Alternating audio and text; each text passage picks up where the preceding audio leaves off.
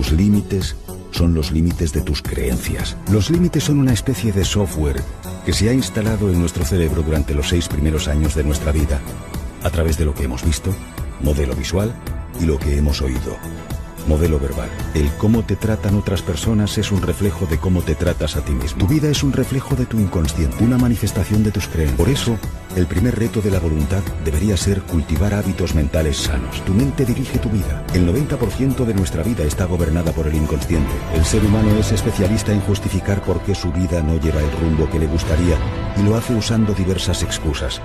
Los políticos, la crisis, la educación, abundan los expertos en culpabilidad.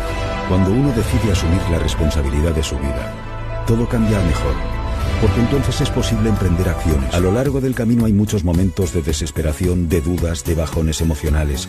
Asúmelo como parte del proceso. El trabajo más duro es no rendirse.